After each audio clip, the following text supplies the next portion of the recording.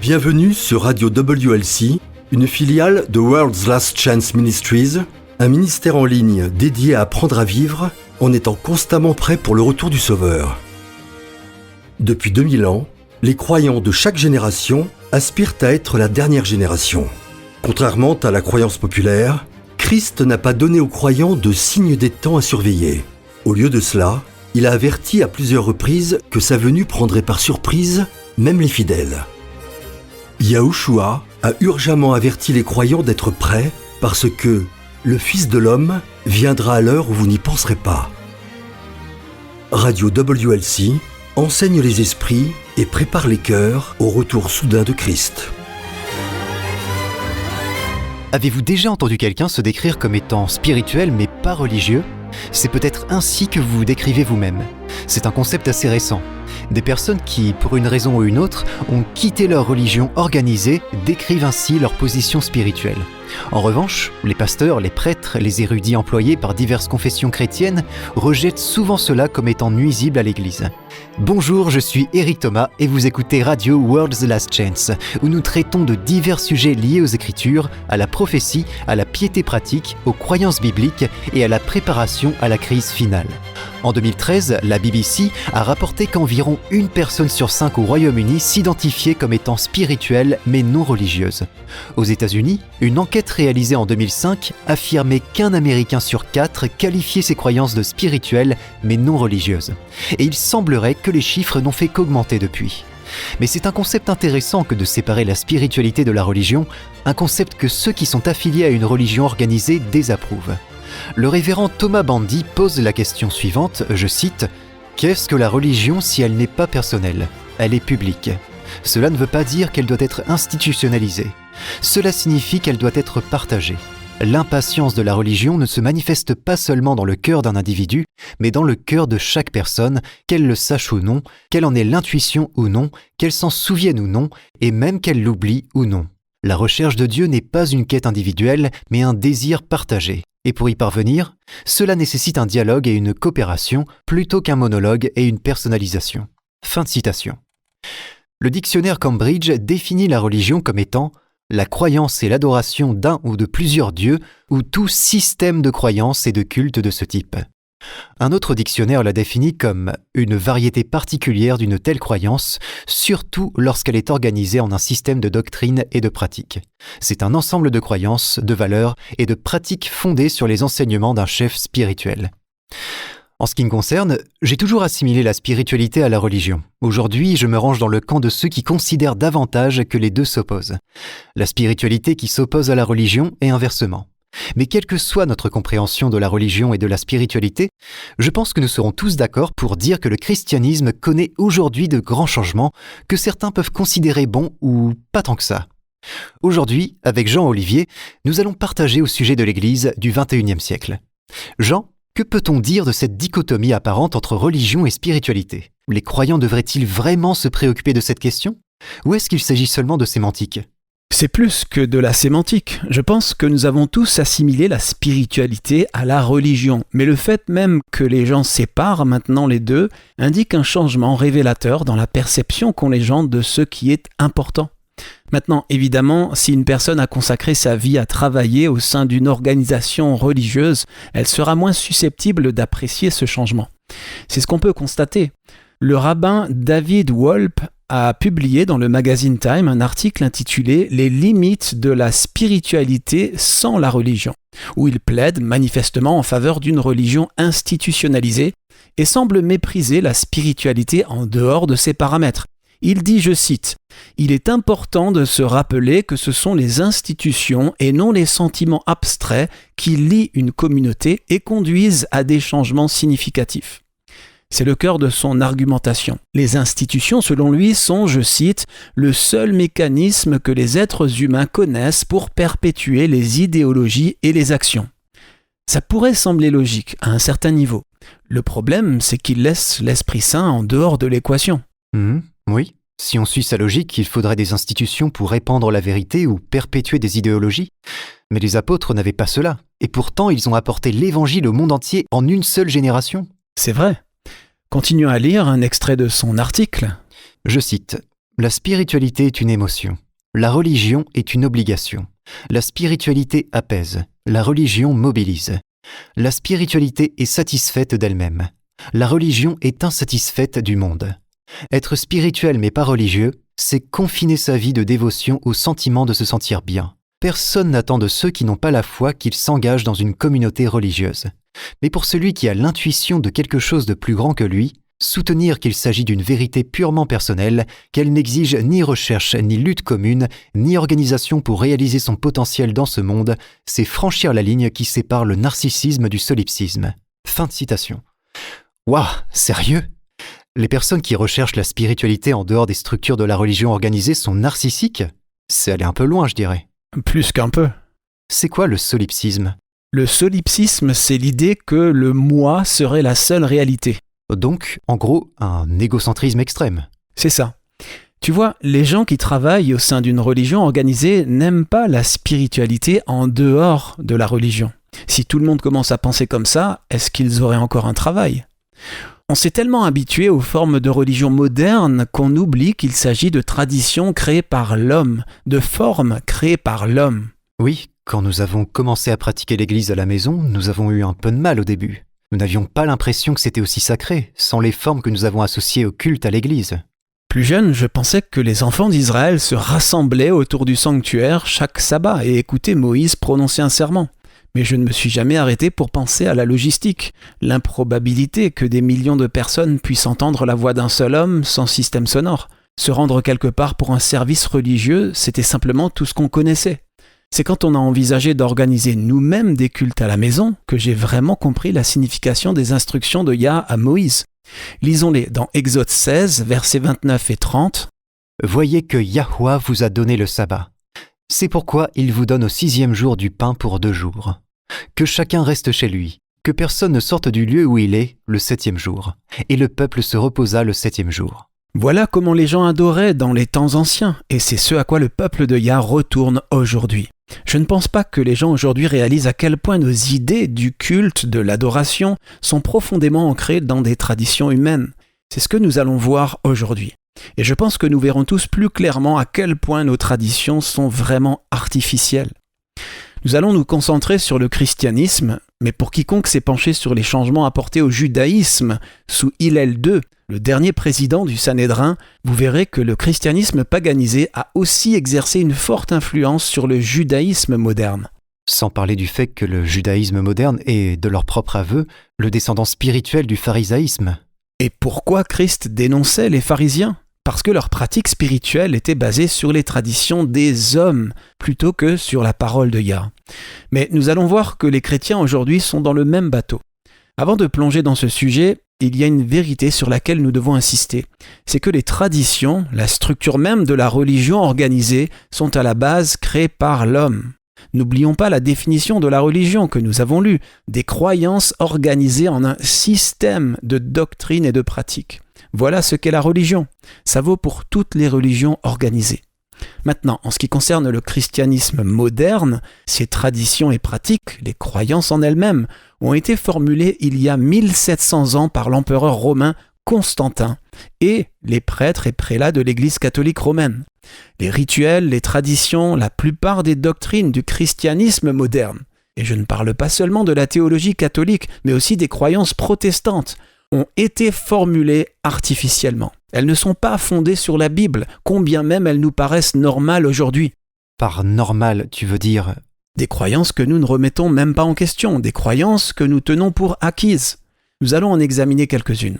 Certaines d'entre elles ont été rejetées par les protestants pendant la Réforme, mais pas toutes. Nous croyons que le christianisme moderne, ses croyances, ses pratiques et ses traditions est une religion créée. Et je ne parle pas d'une religion créée par Christ et les apôtres, qui enseignaient une pure spiritualité. Je parle de la structure organisationnelle du christianisme. Avant de continuer, est-ce qu'on peut prendre un instant pour expliquer qui était l'empereur Constantin ?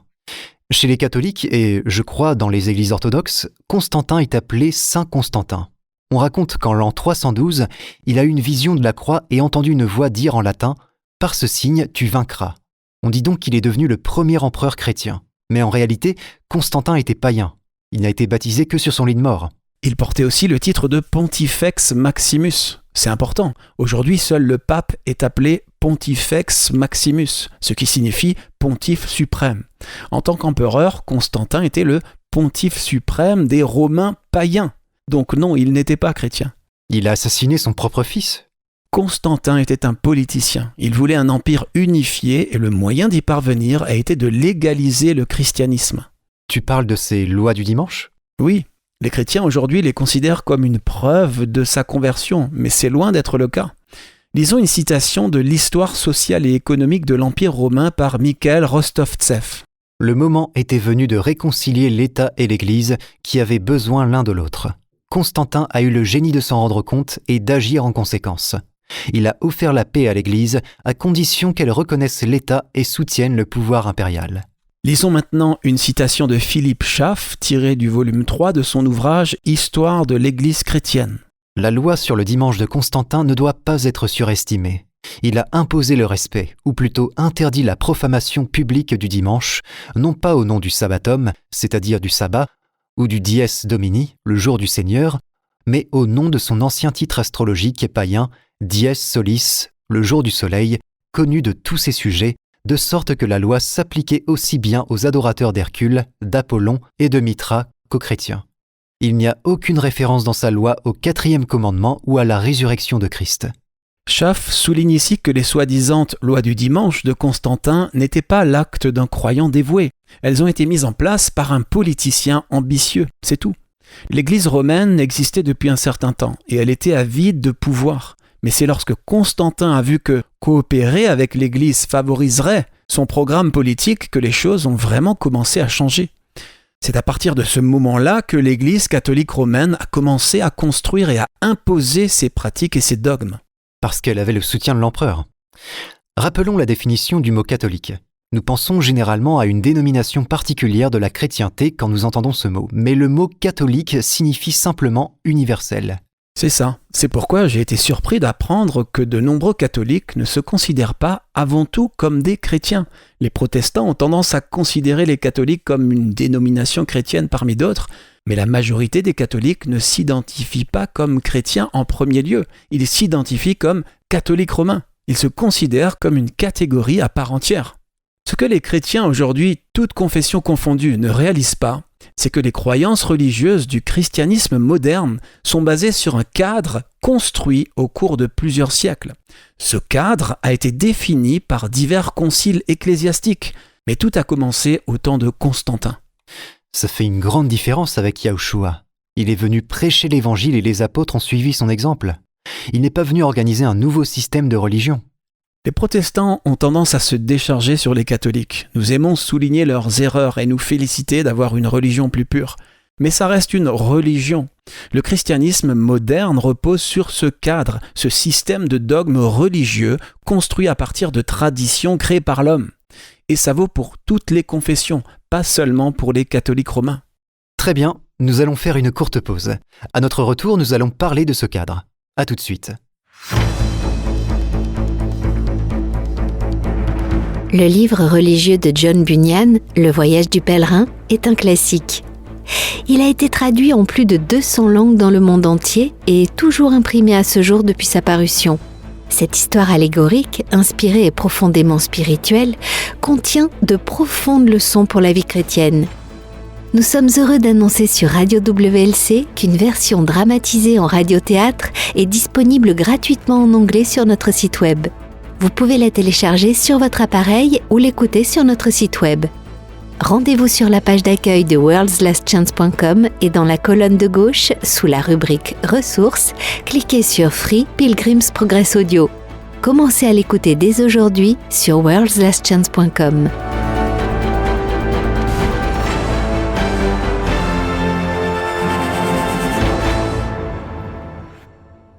Dans notre première partie, nous avons dit que le christianisme moderne a été construit sur un cadre artificiel qui a été construit par les premiers catholiques romains. Mais comment ont-ils fait ? Je veux dire, d'un point de vue pratique, comment cela a-t-il été fait ? par les différents conciles de l'Église. Les prêtres, les évêques du monde entier se rendaient dans la ville qui accueillait le nouveau concile de l'Église et ils débattaient littéralement pour savoir si, oui ou non, la dernière idée devait être mise en œuvre et faire partie du dogme officiel de l'Église. Oui, mais quand on examine un grand nombre d'enseignements, il faut admettre que beaucoup de ces doctrines ne sont pas du tout tirées des Écritures. Ce sont des enseignements destinés à consolider le pouvoir de l'Église. Absolument. C'est exactement ce qu'ils ont fait. Prenons un exemple. Prenons les clés de Pierre. Tout cela est très symbolique. Les catholiques enseignent que Pierre a été le premier pape parce que Yahushua lui a donné les clés du royaume. Oui, ça fait partie de la régalia officielle du pape, c'est-à-dire ces objets symboliques d'autorité. Elles se retrouvent dans les armoiries de la Cité du Vatican et sur le drapeau du Vatican. Elles ont figuré sans exception sur les armoiries de tous les papes depuis le pape Boniface VIII, c'est-à-dire depuis 1294. Les clés de Pierre représentent généralement la papauté. C'est un exemple frappant des manœuvres des premiers conciles ecclésiastiques et de la manière dont ils ont manipulé la théologie pour se donner plus de pouvoir. Lisons une citation du livre « Les deux Babylones » d'Alexander Hislop, à la page 66 et 67. Très tôt, en effet, les évêques de Rome ont fait preuve d'un esprit orgueilleux et ambitieux. Mais, pendant les 3 premiers siècles, leur prétention à un honneur supérieur était fondée simplement sur la dignité de leur siège, comme étant celui de la ville impériale, la capitale du monde romain. Cependant, quand le siège de l'Empire a été déplacé en Orient et que la ville de Constantinople a menacé d'éclipser Rome, il a fallu trouver un nouveau motif pour maintenir la dignité de l'évêque de Rome. Ce nouveau motif a été trouvé lorsque, vers l'an 378 après Jésus-Christ, le pape est devenu l'héritier des clés qui étaient les symboles de 2 divinités païennes bien connues à Rome. Janus portait une clé et Cybèle portait une clé. Et ce sont ces 2 clés que le pape arbore sur ses armoiries pontificales comme emblème de son autorité spirituelle. C'était un stratège élaboré. Le pape s'est présenté aux païens comme le représentant de Janus et Cybèle, et donc comme l'héritier légitime de leurs clés. Il ne lui restait plus qu'à convaincre les chrétiens qu'il était le successeur légitime de l'apôtre Pierre et l'héritier légitime de ses clés. C'était brillant en un sens parce que, par le passé, l'évêque de Rome avait revendiqué la domination parce que la capitale de l'Empire était à Rome, mais en changeant la raison de sa domination, il pouvait rester dans une position de pouvoir suprême même quand la capitale de l'Empire s'est déplacée à Constantinople. C'est ça. Continuons à lire à la page 208. Il n'est pas difficile de comprendre que les païens se sont ralliés d'autant plus facilement au pape qu'ils l'ont entendu fonder son pouvoir sur la possession des clés de Pierre. Les clés que portait le pape étaient celles d'un Pierre bien connu des païens initiés au mystère chaldéen. Il y avait à Rome un certain Pierre qui occupait la plus haute place dans la prêtrise païenne. Le prêtre qui expliquait les mystères aux initiés était parfois appelé par un terme grec, le hiérophante. Mais en chaldéen primitif, la véritable langue des mystères, son titre, prononcé sans les points, était Pierre, c'est-à-dire l'interprète. Vous avez entendu ? Le grand prêtre de la religion païenne à mystère était appelé l'interprète, ce qui se prononçait dans leur langue Pierre. Continuons. Nous voyons donc comment les clés de Janus et Cybèle ont fini par être connues comme étant les clés de Pierre, l'interprète des mystères. Oui, nous avons la preuve la plus solide que, dans des pays très éloignés les uns des autres et très éloignés de Rome, ces clés étaient connues par des païens initiés non seulement comme les clés de Pierre, mais comme les clés d'un Pierre identifié à Rome. L'existence d'un tel titre était trop précieuse pour être négligée par la papauté, et selon sa politique habituelle, elle était sûre, si elle en avait l'occasion, de le tourner au profit de son propre agrandissement. Et cette occasion est arrivée, lorsque le pape est entré, comme il l'a fait en relation intime avec la prêtrise païenne, lorsqu'ils sont passés finalement sous son contrôle, quoi de plus naturel que de chercher non seulement à réconcilier le paganisme et le christianisme, mais à faire apparaître que le païen Pierre Rome, avec ses clés, signifiait le Pierre de Rome, et que ce Pierre de Rome était l'apôtre même à qui le Seigneur Jésus-Christ avait donné les clés du royaume des cieux. Ainsi, par le simple jeu des mots, des personnes et des choses essentiellement différentes ont été confondues. Et le paganisme et le christianisme ont été mélangés pour satisfaire l'ambition démesurée d'un prêtre malfaisant. Et donc, pour les chrétiens aveuglés de l'apostasie, le pape était le représentant de l'apôtre Pierre, alors que pour les païens initiés, il était seulement le représentant de Pierre, l'interprète de leur mystère bien connu. Et soulignons qu'il ne s'agit là que d'un exemple. La même chose s'est produite à maintes reprises. C'est ce qu'ont fait les soi-disant pères de l'Église lors de tous les premiers conciles de l'Église. Il y a eu le concile de Nicée sous Constantin, et puis... Il y a eu le deuxième concile de Nicée en 787. Constantinople a accueilli 4 conciles en 381, 553, 680 et 869. Éphèse a tenu un concile en 431. Chalcédoine en 451. Il y a eu 4 conciles du Latran en 1123, 1179, 1193 et 1215. Lyon en a accueilli 2 en 1245 et 1274. Vienne en 1311. Lors de ces conciles, ils ont activement construit le cadre sur lequel le christianisme moderne, y compris le christianisme protestant, est bâti. Peut-on donner quelques exemples de croyances qui ont été formulées de cette manière ? Je connais le credo de Nicée. Il a été élaboré au premier concile de Nicée. Beaucoup de protestants croient au credo de Nicée. Mais quoi d'autre ? Eh bien, lisons une liste de doctrines qui ont été formulées de cette façon et qui constituent le cadre sur lequel le christianisme moderne est construit. Quelle est la première ? Le développement du credo de Nicée. Tu viens de le mentionner. Quelle est la suivante ? L'établissement de la nature divine de Christ. La plupart des chrétiens d'aujourd'hui acceptent sans discussion la croyance que Yahushua est Dieu. Mais c'est l'une des doctrines développées lors de ces conciles. Les premiers chrétiens n'y croyaient pas.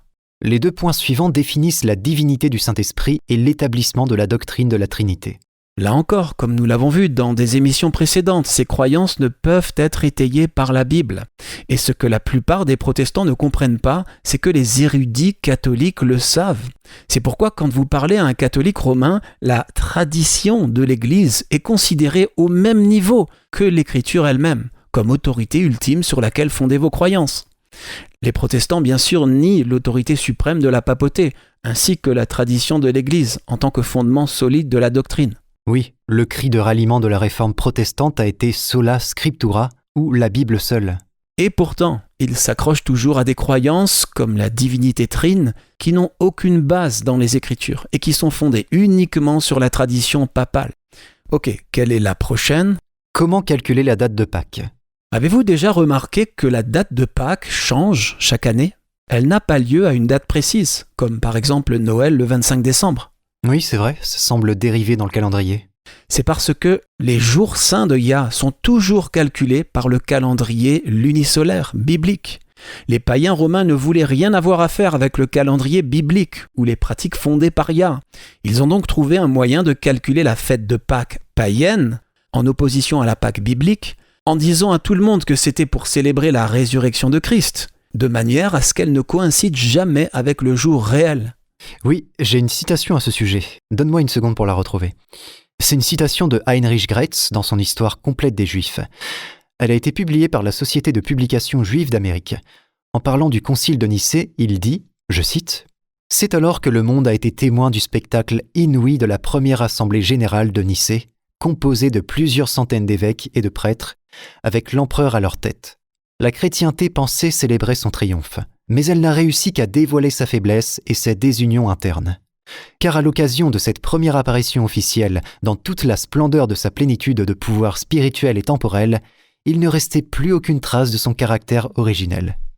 C'est au concile de Nicée qu'a été rompu le dernier fil qui reliait le christianisme à sa souche. Jusque-là, la fête de Pâques avait été célébrée généralement au même moment que la Pâque juive, et effectivement au jour calculé et fixé par le Sanhédrin de Judée pour sa célébration. Mais désormais, son observance devait être rendue totalement indépendante du calendrier juif. Puis, il cite l'empereur Constantin. Car il est tout à fait inconvenant que, pour cette fête des plus saintes, nous suivions les coutumes des Juifs. Désormais, n'ayons plus rien de commun avec ce peuple odieux. Notre Sauveur nous a montré une autre voie. Il serait en effet absurde que les Juifs puissent se vanter que nous ne sommes pas en mesure de célébrer la Pâque sans l'aide de leurs règles de calcul calendaire. Ces propos sont attribués à l'empereur Constantin et sont devenus le principe directeur de l'Église qui allait désormais décider du sort des Juifs. Comme nous l'avons déjà dit, ce cadre sur lequel repose le christianisme moderne a aussi influencé le judaïsme moderne. Et Graetz, qui est lui-même juif, le dit ici même. Ok, quelle est la suivante ? Déclarer que Marie est la mère de Dieu. Et maintenant, ils sont allés jusqu'à la qualifier de co-rédemptrice avec Christ. Je continue. Déclarer que Christ avait une double nature, l'instauration de prières pour les saints, l'utilisation de reliques dans les églises. Ce qui, une fois de plus, a donné du pouvoir aux églises locales qui pouvaient se vanter d'avoir tel ou tel élément. Beaucoup de reliques sont censées être des os de saints. La cathédrale de Prato en Italie prétend posséder la ceinture sacrée de Marie et le musée des âmes saintes du Purgatoire à Rome possède une collection d'objets qui auraient été brûlés ou roussis par les mains des âmes du Purgatoire. Même la croyance en un purgatoire est une doctrine inventée par les derniers pères de l'Église. Bien sûr, certaines de leurs doctrines étaient tellement incompatibles avec les Écritures qu'ils ont dû les étayer en créant d'autres croyances. C'est ainsi qu'on obtient la croyance au baptême des enfants. Il ne serait ni juste ni aimable d'envoyer un bébé innocent en enfer. Voilà pourquoi ils ont créé le baptême des enfants et le purgatoire. Le purgatoire est un peu comme l'enfer, mais vous avez au moins une chance d'en sortir. Et n'oublions pas la confession à un prêtre. Ce qui a créé le plus grand réseau de collecte de renseignements au monde. Et la pénitence. Il y a du pouvoir là-dedans. Quel est le roi qui avait été forcé de s'agenouiller dans la neige pendant 3 jours avant que le pape ne lui pardonne ? C'était Henri IV qui avait eu l'audace de nommer ses propres évêques. Et le pape Grégoire VII a considéré cela comme une usurpation de son pouvoir. Ce qui était le cas, mais encore une fois, toutes ces traditions ont été créées par l'homme. Quelle est la suite ? La transsubstantiation. L'idée que les emblèmes de la communion sont le corps et le sang réel du Christ. La plupart des protestants n'y croient pas, mais beaucoup croient en la consubstantiation, ou l'idée que le corps et le sang de Christ sont présents aux croyants dans, avec et sous les éléments du pain et du vin. L'utilisation du chapelet. Qui est en fait antérieure de plusieurs siècles au christianisme. Le baptême pour les morts. Ce qui est quelque peu ridicule quand on y pense. Mais comme ils avaient déjà établi la croyance que les âmes ne meurent pas vraiment à la mort, c'est donc sur cette base qu'ils l'ont construite. Les Mormons le pratiquent aussi. Voilà d'autres croyances. Le catéchisme, la première communion, l'utilisation de cloches, ce sont toutes des traditions créées par l'homme qui sont aussi utilisées dans d'autres confessions. Les protestants ont tendance à se moquer, disons, de la tradition catholique des indulgences, qui consiste à verser de l'argent à l'Église pour qu'elle délivre l'âme d'un être cher décédé, du purgatoire. C'est une façon tellement évidente de prendre de l'argent aux gens. Mais combien parmi toutes ces autres traditions sont adoptées même par les protestants les plus fidèles ? Les clochers des églises, qui ne sont rien d'autre que des symboles phalliques, la célébration du Noël païen, comme soi-disant la naissance de Christ. Les vitraux, la musique d'orgue, un ordre de service fixé. C'est ça. Toutes ces choses sont construites sur les fondations qui ont été posées par ces prélats assoiffés de pouvoir, qui n'ont pas hésité à faire des compromis avec le paganisme si ça leur apportait du pouvoir. Pensez-vous vraiment que le peuple de Yah devrait s'accrocher à ces traditions créées par l'homme simplement parce que c'est ce à quoi nous sommes habitués ? Non, pas s'il n'y a pas de base dans les Écritures pour les justifier. Et ce n'est pas le cas. Ok, nous devons faire une courte pause, mais nous revenons dans un instant. Restez à l'écoute.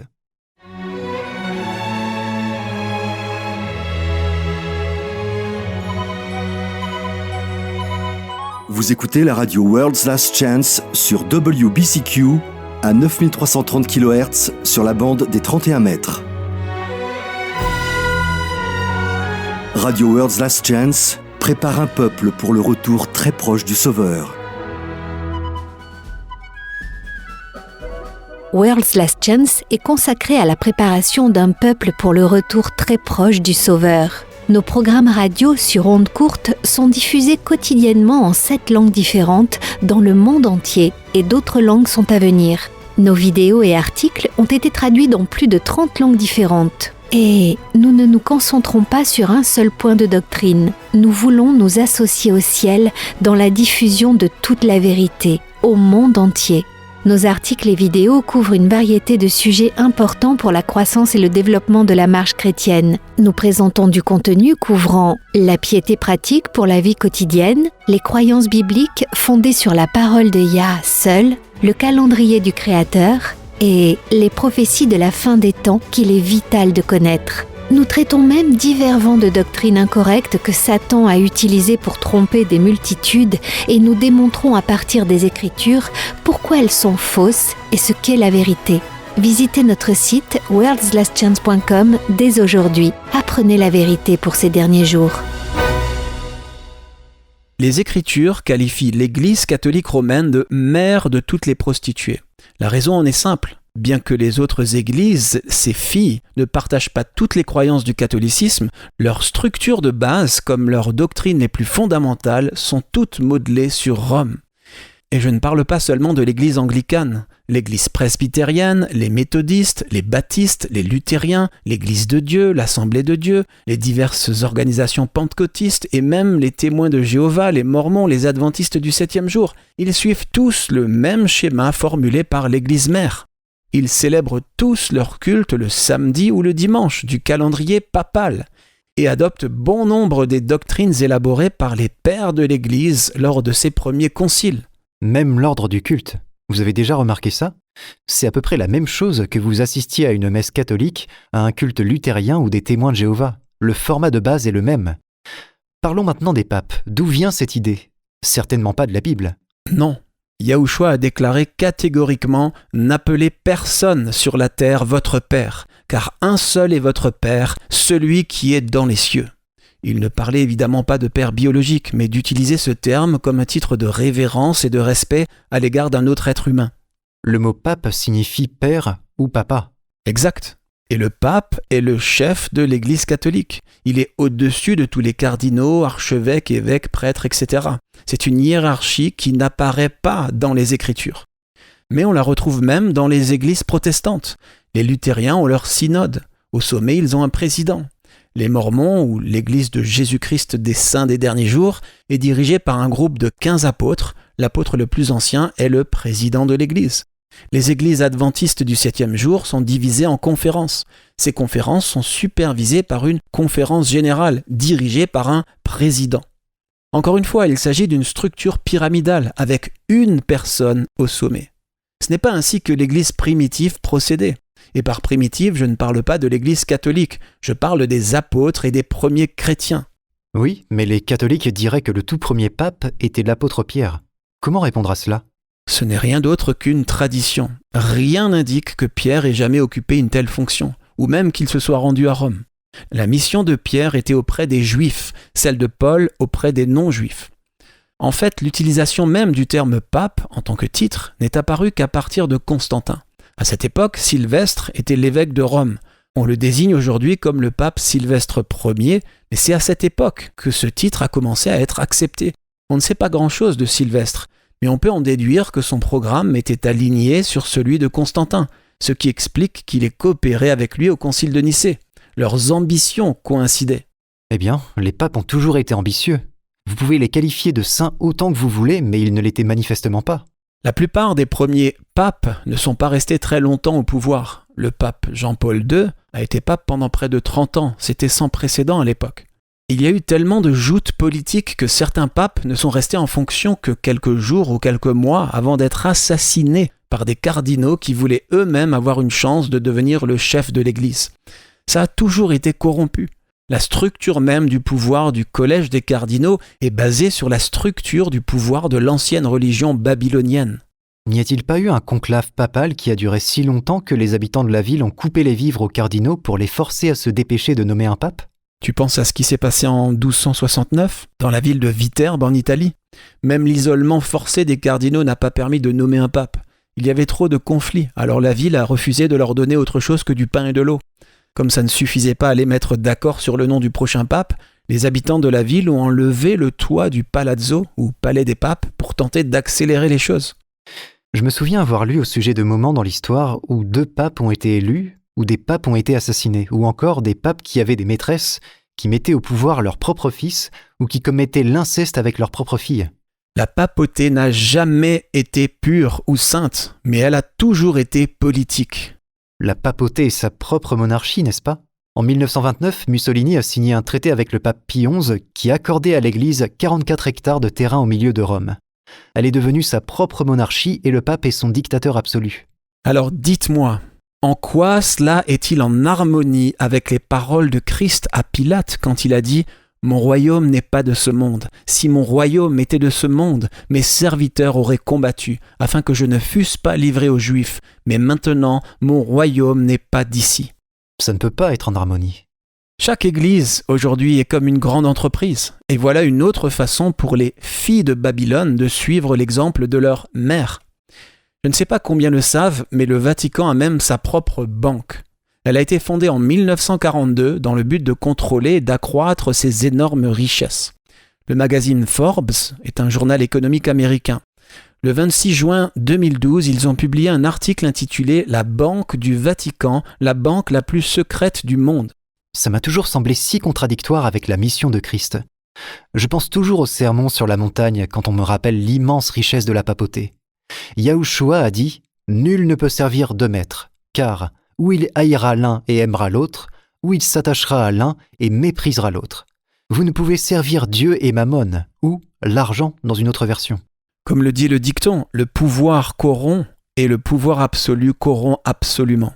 C'est une description parfaite de Babylone et de ses filles. Lisons un extrait de cet article de Forbes parce qu'il donne une description qui donne à réfléchir de cette institution incroyablement puissante et incroyablement riche. Les procureurs italiens ont placé en détention l'ancien directeur de la Banque du Vatican après avoir perquisitionné son domicile et son ancien bureau pour soupçon de comportement criminel. Les catholiques et fidèles du Saint-Siège seront déçus d'apprendre que la Banque du Vatican semble être mêlée à un nouveau scandale financier. Après plusieurs épisodes très embarrassants ces dernières années, le pape s'est engagé à se conformer aux normes internationales en matière de financement illicite et à assainir l'image de la banque. L'Union européenne a un rôle important à jouer pour aider le Vatican à réduire les risques et à se mettre en conformité. Le groupe d'action financière, créé par le G7 pour lutter contre le blanchiment d'argent et le financement du terrorisme, a également une responsabilité à assumer. L'Institut pour les œuvres de religion, communément appelé la Banque du Vatican, est une institution financière privée située dans la Cité du Vatican. Fondée en 1942, l'IOR a pour mission de sauvegarder et d'administrer les biens destinés aux œuvres de religion ou de charité. Selon le juriste italien Settimio Caridi, la banque n'accepte que les dépôts des hauts responsables et entités de l'Église. Elle est dirigée par un président mais supervisée par 5 cardinaux qui rendent compte directement au Vatican et au secrétaire d'État du Vatican. Puisque l'on sait peu de choses sur les opérations et les transactions quotidiennes de la banque, elle a souvent été appelée la banque la plus secrète du monde. N'est-ce pas un nom intéressant pour la Banque du Vatican, l'Institut pour les œuvres de religion ? L'article poursuit en indiquant que la Banque du Vatican a récemment fait l'objet de 2 enquêtes pour blanchiment d'argent. Elle a aussi la réputation d'être un paradis fiscal. Incroyable! Et le pape est censé être le représentant de Christ sur terre ? Les actions et la réputation du soi-disant Saint-Siège ne sont pas très sains. Prenons donc quelques instants pour examiner ce à quoi le Vatican a été mêlé par le biais de cette institution. La banque n'a pas seulement été nécessaire pour gérer les vastes richesses de l'Église, elle a aussi été nécessaire pour dissimuler des fonds illégaux obtenus auprès de divers gouvernements étrangers. C'est une organisation très secrète. Beaucoup d'autres choses ont été cachées, mais nous savons que l'Institut pour les œuvres de religion a géré plusieurs milliards de dollars pour le compte de la, écoutez bien, mafia italienne. Ils ont aussi travaillé en étroite collaboration avec le parti nazi pendant la Seconde Guerre mondiale. Le Vatican n'a pas seulement fourni de l'argent au parti nazi. C'est vrai, le pape Pie XII a en fait signé un accord avec Hitler, dans lequel il accordait au parti nazi le droit d'utiliser la Banque du Vatican pour y déposer les fonds et tous les biens pillés dans les pays qu'ils envahissaient. Non seulement les lingots d'or, mais aussi les œuvres d'art d'une valeur inestimable. Et comme la Banque du Vatican est une institution privée, il n'y a pas de contrôle. Le monde extérieur n'a jamais su quelle était l'ampleur des fonds mis à la disposition d'Hitler. Je me souviens avoir lu quelque part qu'Hitler idolâtrait la structure de l'Église catholique et qu'il en avait fait le modèle pour son parti ou pour la SS. Intéressant. En 2015, Gerald Posner a publié un livre intitulé « Les banquiers de Dieu, une histoire d'argent et de pouvoir au Vatican ». Les banquiers de Dieu ? Un peu comme Joseph Ratzinger qui, avant de devenir le pape Benoît, était appelé le Rottweiler de Dieu. Ce qui amène à se demander quel Dieu exactement ? L'auteur du livre a fait des recherches méticuleuses. Il a fallu 9 ans à Posner pour mener une enquête approfondie. Et ce qu'il a découvert, c'est un scandale après l'autre. À l'époque du traité du Latran, en 1929, l'Église était au bord de la faillite. Le Vatican a nommé un certain Bernardino Nogara comme conseiller financier.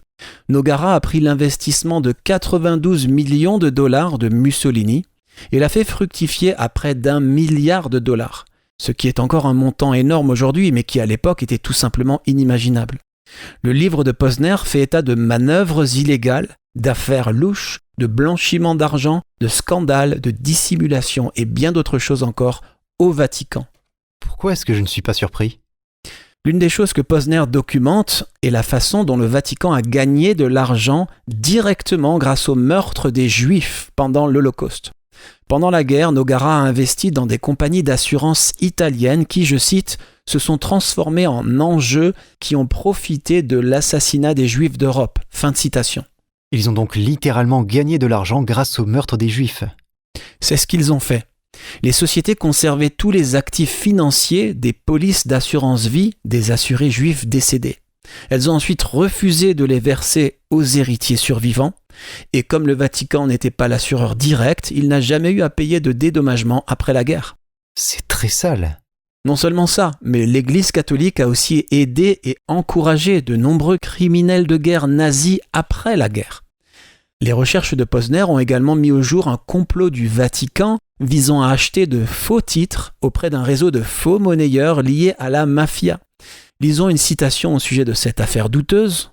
En 1973, le ministère américain de la Justice a commencé à enquêter sur le rôle potentiel joué par la Banque du Vatican dans une opération de contrefaçon et de vol de titres financiers. Selon une enquête de 18 mois menée par le FBI, des mafieux new-yorkais prévoyaient de vendre de fausses obligations de société et de faux certificats d'action au Vatican, un paiement de 900 millions de dollars en 5 versements échelonnés sur plusieurs mois. Un cardinal du Vatican prévoyait d'utiliser les faux titres comme garantie afin d'obtenir un financement. Les obligations contrefaites seraient indétectables à moins que la Banque du Vatican ne perde de l'argent sur ses investissements et ne soit incapable de rembourser les prêts, auquel cas le Vatican pourrait prétendre qu'il avait été victime d'une escroquerie extérieure.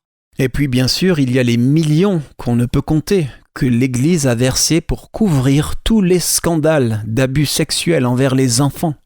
Et les scandales continuent. En effet, et pas seulement avec la mère de Babylone. En 2018, le pasteur principal de l'église méthodiste de Windsor Village à Houston, au Texas, a été accusé d'avoir escroqué plus d'1 million de dollars à des investisseurs âgés. Un article du 2 septembre 2019, intitulé « Utiliser l'argent de Dieu pour le royaume de l'homme, une brève histoire d'un scandale financier », documente la perte de plus de 100 millions de dollars dans l'église presbytérienne. Et les scandales continuent, ça n'en finit pas. Chez les Mormons, les témoins de Jéhovah, les adventistes du 7e jour, les luthériens, les assemblées de Dieu, il vous suffit de taper sur Google « scandale financier » plus le nom d'une dénomination et vous trouverez. Ce sont là les filles de Babylone. Elles sont aussi corrompues que leur mère. Allons dans Apocalypse 18, c'est la chute de Babylone. Que dit l'ange au sujet du commerce de Babylone, versets 11 à 13 ? « Et les marchands de la terre pleurent et mènent deuil sur elle. Parce que personne n'achète plus leurs marchandises d'or et d'argent, et de pierres précieuses, et de perles, et de fin lin, et de pourpre, et de soie, et d'écarlate, et tout bois de thuya, et tout article d'ivoire, et tout article en bois très précieux, et en airain, et en fer, et en marbre, et de la cannelle, et de l'amome, et des parfums, et de l'huile aromatique, et de l'encens, et du vin, et de l'huile, et de la fine farine, et du froment, et du bétail, et des brebis, et des chevaux, et des chariots, et des esclaves, et des âmes d'hommes. » Et des âmes d'hommes, ou « et des corps et des âmes d'hommes » dans une autre version. Le verset 24 dit « Et en elle a été trouvé le sang des prophètes et des saints, et de tous ceux qui ont été immolés sur la terre. » Voilà le résultat final de ce qui a commencé dans l'église de Rome il y a près de 1700 ans. Si vous semez la corruption, vous récoltez la corruption. Exactement. À suivre, Élise Blanc avec votre promesse quotidienne. Restez à l'écoute.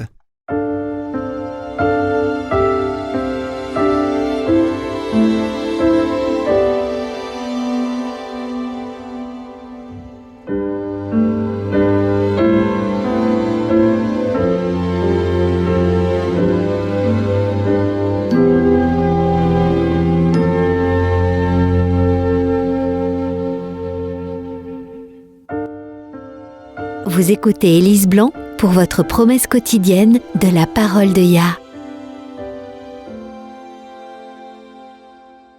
Philippiens 4, verset 19 nous dit « Et mon Dieu pourvoira à tous vos besoins selon la richesse de sa gloire en Yahushua Christ. » En 2008, Janine s'est retrouvée dans une situation très difficile.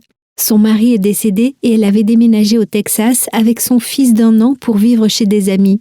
Pour une raison quelconque, ce déménagement n'a pas fonctionné et elle a dû acheter des billets d'avion les moins chers qu'elle pouvait trouver pour retourner en Californie, ce qui a réduit à néant ses quelques réserves d'argent. À l'aéroport, elle a découvert pourquoi les billets étaient si peu chers. Elle n'avait droit qu'à un seul bagage à main et aucun bagage en soute. L'homme au guichet lui a dit qu'il lui coûterait $130 de plus pour son bagage principal. Janine était consternée. Son grand sac de sport noir contenait tout ce qu'elle possédait d'important pour elle et son bébé. Elle n'avait plus d'argent. Stressée et humiliée, elle a tiré son sac jusqu'à la zone d'attente pour essayer de trier ce qu'elle pouvait mettre dans son bagage à main et ce qu'elle devait laisser derrière elle. En larmes, elle sentait que les gens la regardaient. Quelques minutes plus tard, alors qu'elle était encore en train de trier, l'agent du guichet s'est approché en lui expliquant qu'il avait pu faire quelques ajustements et qu'elle pourrait finalement enregistrer son sac de voyage. Quel soulagement! Elle possédait si peu de choses qu'il lui aurait été désastreux d'en laisser une partie derrière elle. Dans un sourire soulagé, elle a remercié l'homme et s'est dépêchée de se rendre à la porte d'embarquement. Ce n'est qu'une fois assise dans l'avion que Janine a regardé son billet. Elle a été étonnée de constater que l'ajustement que l'agent avait effectué avait été de payer les frais de sa propre poche. Il avait payé $130.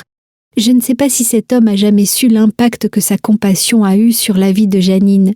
Probablement pas, puisqu'il ne connaissait pas les détails de sa situation. Mais cela a eu un impact durable.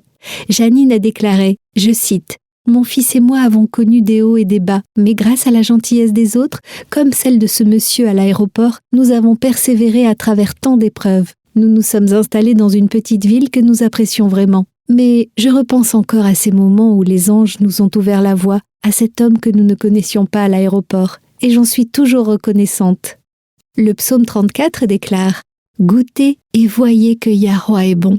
Bienheureux l'homme qui se confie en lui. Craignez Yahweh, vous ses saints, car rien ne manque à ceux qui le craignent. Les lionceaux souffrent disette et ont faim, mais ceux qui cherchent Yahweh ne manquent d'aucun bien. » Nous avons reçu de grandes et précieuses promesses. Réclamez-les dès maintenant.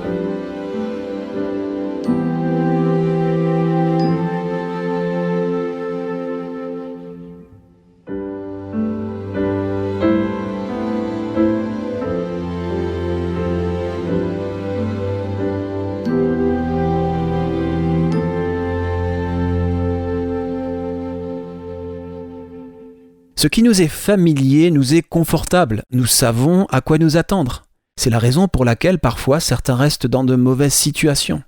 Le christianisme aujourd'hui, ses doctrines, ses traditions, ses formes de culte nous est familier. Nous y sommes habitués, mais ça ne veut pas dire qu'il est correct. Paul a exhorté Timothée à s'efforcer de se présenter devant Dieu comme un homme éprouvé ou, dans une autre version, à étudier pour se faire approuver par Dieu. C'est intéressant quand on y pense. Timothée était un croyant de la première génération. Il a appris l'évangile de Paul, et pourtant, Paul lui dit d'étudier. Ça montre vraiment que nous ne devrions jamais nous contenter de ce que nous pensons savoir. Mais c'est ce que font les chrétiens aujourd'hui. Nous sommes tous convaincus que nous connaissons la vérité, que notre dénomination est le peuple du reste et que tous les autres sont Babylone. C'est de l'orgueil spirituel. Et cet orgueil s'infiltre partout. Lisons Apocalypse 18, versets 4 et 5. Jean y voit un ange puissant descendre du ciel et déclarer que Babylone la grande est tombée. Ensuite, l'ange dit quelque chose que nous avons tous mal compris. Et j'entendis du ciel une autre voix qui disait « Sortez du milieu d'elle, mon peuple, afin que vous ne participiez point à ses péchés et que vous n'ayez point de part à ses fléaux. Car ses péchés se sont accumulés jusqu'au ciel et Yah s'est souvenu de ses iniquités. » Nous avons tous mal interprété ce texte parce que nous l'avons vu comme une invitation. La plupart des chrétiens conservateurs, si ce n'est tous, considèrent que leur confession est la seule à détenir la vérité. Naturellement, une personne honnête d'esprit ne va pas se joindre à une église dont elle pense qu'elle est dans l'erreur. Bien sûr que non. Alors quand nous lisons « Sortez du milieu d'elle, mon peuple », nous l'interprétons comme une invitation. Nous supposons que ça signifie « Venez rejoindre ma dénomination. Nous avons la vérité. Rejoignez-nous. Nous sommes le vrai peuple du reste. Quittez Babylone et rejoignez mon église. » C'est ça. La plupart des convertis ne sont plus vraiment des convertis. La plupart des missionnaires modernes se contentent de faire du prosélytisme auprès d'autres chrétiens. Voilà pourquoi il y a tant de missionnaires qui vont dans les pays catholiques. Au lieu d'aller chercher les brebis hors de la bergerie, ils vont chercher les brebis dans d'autres bergeries. C'est plus facile. Mais c'est une mauvaise interprétation d'Apocalypse 18, verset 4. Il ne s'agit pas d'une invitation. Il ne s'agit pas de dire « Venez rejoindre mon église ». C'est un ordre « Allez, sortez ». Et il n'y a pas d'exception. Aucune dénomination organisée, aucune religion organisée n'est exemptée.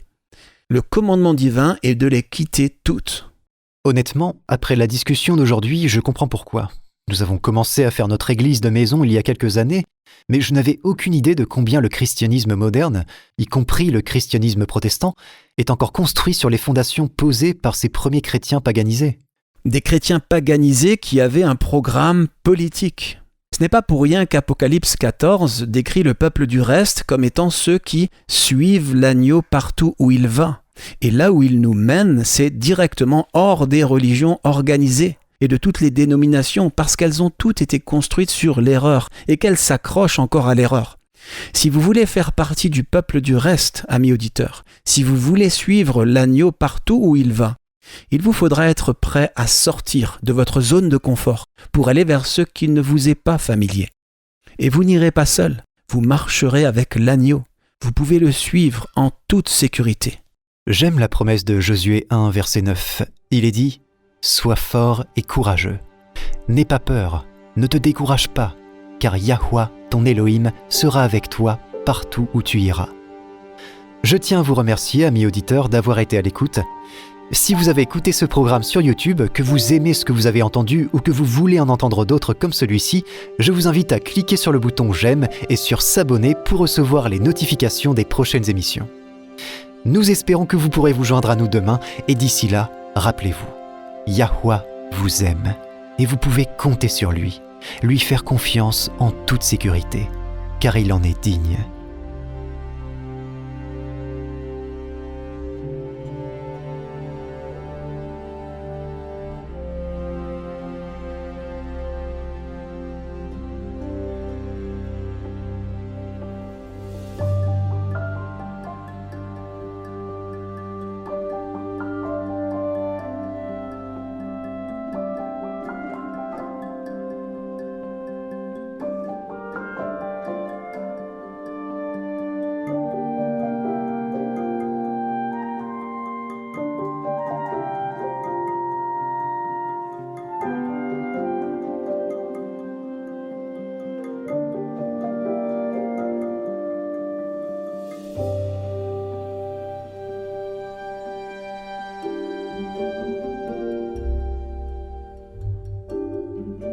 Vous étiez à l'écoute de Radio WLC.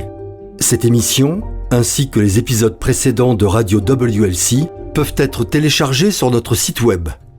Elles sont parfaitement appropriées pour être partagées avec des amis et pour des études bibliques. Elles sont également une excellente ressource pour ceux qui adorent Yahuwah, seul à la maison. Pour écouter les émissions déjà diffusées, visitez notre site web wordslastchance.com. Cliquez sur l'icône Radio WLC affichée sur notre page d'accueil. Dans ses enseignements et ses paraboles, le Sauveur n'a pas donné de signe des temps à surveiller. Au lieu de cela, l'idée maîtresse de son message était une vigilance constante. Rejoignez-nous demain pour un autre message rempli de vérité, alors que nous explorons divers sujets centrés sur le retour du Sauveur et comment vivre en étant constamment prêt à l'accueillir chaleureusement quand il viendra. Radio WLC enseigne les esprits et prépare les cœurs au retour soudain de Christ.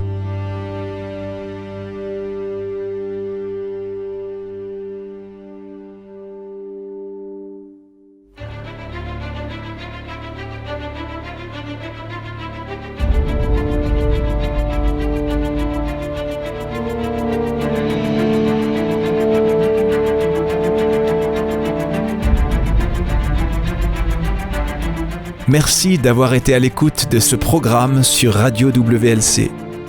Nous vivons une époque très solennelle. Le monde est au bord d'un grand désastre. Des événements catastrophiques vont bientôt se produire qui mettront fin à notre ère et inaugureront la nouvelle. Dans sa grande miséricorde, Yahweh a révélé par la prophétie ce que l'avenir nous réserve. Apocalypse 8 prédit une série d'événements d'une gravité croissante qui dévasteront la terre.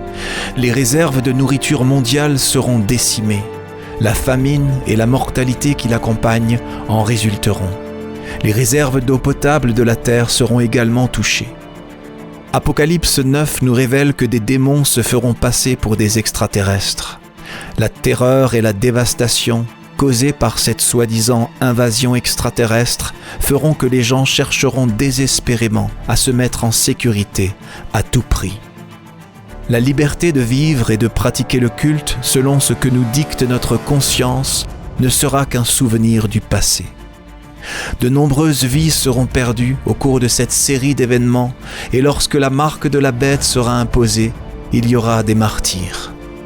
Chaque événement sera une préparation pour la crise suivante, dans un long et dernier appel à la repentance de la miséricorde divine, car Yahweh ne veut pas qu'un seul périsse, mais au contraire que tous arrivent à la repentance. Peu de temps après les événements décrits dans Apocalypse 8 et 9, les 7 derniers fléaux s'abattront sur la terre. Ces fléaux et les trompettes précédentes feront des ravages et sèmeront le chaos sur la terre. Ils causeront une destruction et une misère sans précédent. Ésaïe 24 nous avertit ainsi.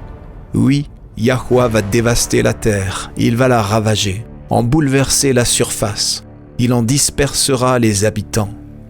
La terre se déchire et se fissure, elle vacille, elle oscille et titube, pareille à un ivrogne, et elle est ébranlée comme une cabane, car le poids de son crime pèse sur elle. Elle tombe et ne se relève plus. Pour les croyants, cependant, il y a de l'espoir. En décrivant la fin de notre époque, Yahushua a dit dans Luc 21, verset 28, « Quand ces événements commenceront à se produire, levez la tête et prenez courage, car alors votre délivrance sera proche. » Oui, la fin sera traumatisante, elle est censée l'être. Yahweh veut sauver chaque individu qu'il peut sauver. C'est pourquoi il permet ce point culminant final pour réveiller les âmes. Mais la bonne nouvelle de l'évangile du royaume de Yah est que, au-delà des événements traumatisants d'un proche futur, une éternité de bonheur attend tous ceux qui accepteront le don divin du salut. Lorsque Yahushua reviendra, tous ceux qui sont morts en croyant au mérite du Sauveur crucifié et ressuscité seront ressuscités lors de la première résurrection. Yahushua établira alors le royaume de Yah sur terre. Lui et les rachetés régneront conjointement sur la terre pendant les 1000 premières années de l'éternité.